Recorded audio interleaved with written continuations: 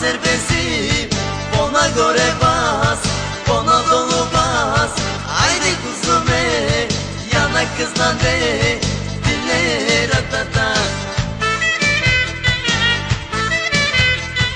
Уважаеми граждани на квартал Столипиново, като гледам толкова млади хора, които са дошли на нашия митинг, съм убеден, че на 31 събота ние ще спечелим победа!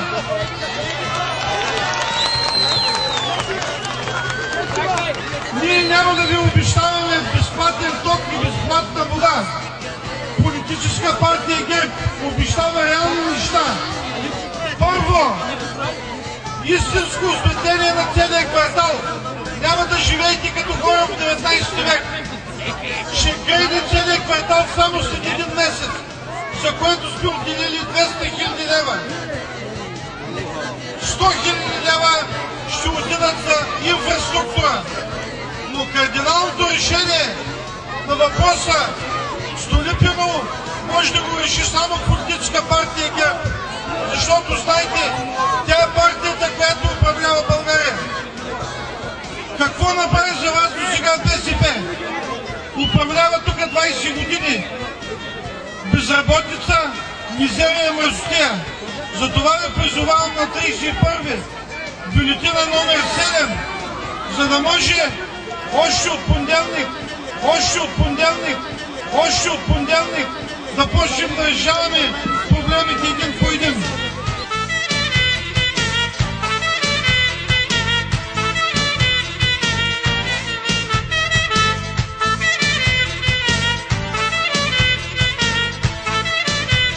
Вие знаете кои са кръвците, които на нашия кръв и моя кръв станаха милионери. Джипове, ментрези, коли, понтези, надлези. Какво ли не ограбиха на вашия кръв? Какво ли не? Ето аз съм си пак същия и затова съм партия ГЕРБ, за да не допускаме кражба на нашия кръв и тези кръци ще се опитаме да върнат това, което е ограбено от вас. Петю казва, че няма да събаряме къщи, което е верно. Ще се опитаме да ги узаконим, но не всички и не на всяка цена. Казваме ви честно, къщи, които са върху някакви комуникации, кабели, бавна, топловоди, няма да бъдат узаконени, но няма да бъдат и съборени. Трябва да бъдем откровени. И другото, което искам да ви кажа, с две думи. Ако Петю не спечели на изборите, а не спечели Яшара, пари няма да има. Ще се продължава по-стата.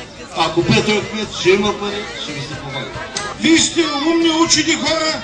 Не вярвам да няма някой, който да не знае как да попълни бюлетината, за да можем в събота след 7 часа да празнуваме заедно и да знаем, че районното кметство в Източен го управлява политическа партия ГЕРБ. Призовавам всички в събота, 31-ви, да гласувате, за да можем да победим представителите на ДПС.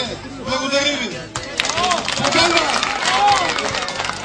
Тираде, гадже бараде, с късата пола, спира в река, готена жена, с готена кола, късно през нощта, спира в река.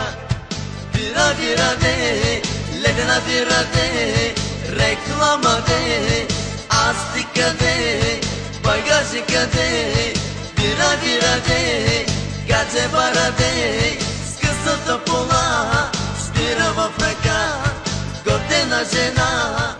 Не е победа това, това е клане, това е сеч. Ами това не е победа нашето. Не е победа, казвам. В смисъл, то си е живо в клане. Ти ги 35 000 гласа. Поздравявам и всичките тук, господин Цветанов. Пускам на спикър и ги поздравите и вие. Това е подаръка за Иван. Да, айде, пляскайте.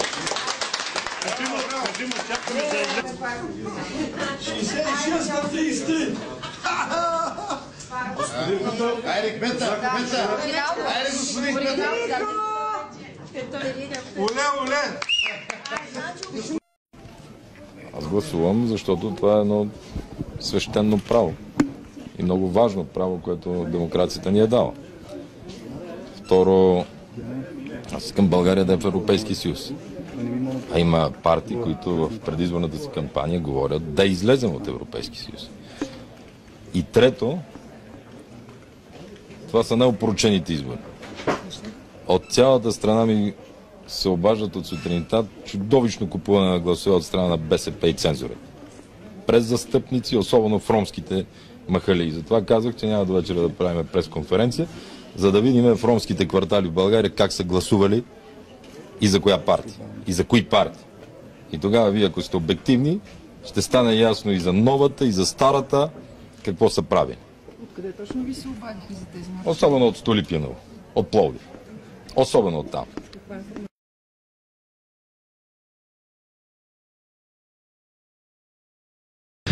Сряда и четвъртък, по-скоро в четвъртък ще направим обучение на нашите представители в секционни комисии, основно в училищата, които са в Столипиново, основно в тях, защото броят, който имаме на невалидни бюлетини в момента, не е този, който искаме да имаме, особено в тази част. Имаме тук няколко начина. Господин Захов, мога да го похваля, направи няколко невалидни в неговата секция, но като цяло броя на невалидните бюлетини не е най-добрия.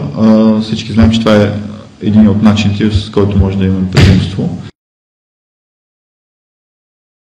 Другото, което ще направим в съботния ден, трябва да имаме свободни хора, които да бъдат мобилни и с техника, която може да привежда хора, да водим роми, основно от Евангелийската църква.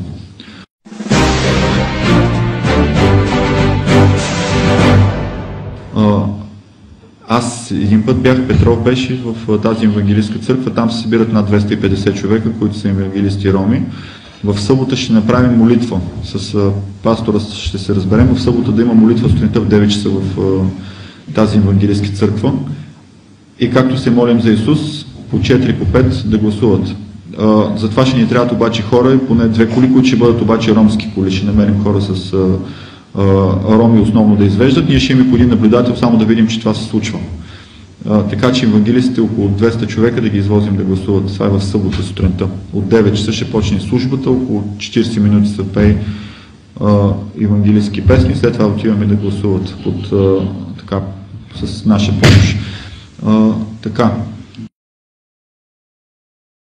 В петък, въпреки че е ден за размисъл, ще направим много голямо събиране в заведението в Изгрев, в Рачелиното. Там имаме уверение, че около 100 човека ще има в петъка. Значи, официално има ден за размисъл, неофициално за нас няма ден за размисъл. Ние няма какво да мислим и ние сме го измислили. Така че ще си продължим срещите и в петъка. Чакам потвърждение. 90% е сигурно, че генерал Борисов ще бъде в петък в Пловдив. Ще му направим програмата, но ще му направим в четвъртък, за да може последно да сме сигурни, че ще дойде. Третото нещо, което е, или ентото вече не знам, което е много секретно. Много секретно. Поръчали сме платени статии в Марица. Едната платена статия е на Петър Петров, другата платена статия е на Асан Ешар. Платили сме статия на Ешар. Ще излезе утре. В тази статия се акцентира за управлението бъдещето на ДПС в района с силни заглавия. Поръчали сме 3000 над тираж. Утре в 9 ще го вземем този над тираж и ще бъде в офиса на ГЕРБ. На нашите срещи в ходовете ще показваме вестник Марица. Другия условен момент е, господин Тотев, там вече и вашата помощ. 5-6 емисари има на ДПС, които много пречат. Нали, казахме, че няма да крием в деня на изборите, ако може да ги приберат органите на реда.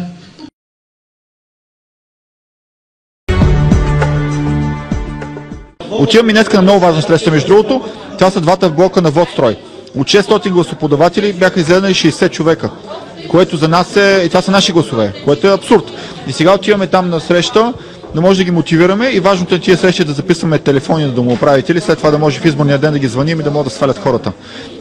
Вчера имахме така няколко проблема с избиратели, ако мога така да кажа, които тръгнаха ти първа да говорят за политика. Ние им казваме, вижте какво, тук политика няма да говорим. Имате един Петър Петров, имате един Ася Рашан. Избирайте, какво ще говорим за политика, ние ти първа да го обърнем от БСП в ГЕРБ, няма да стане.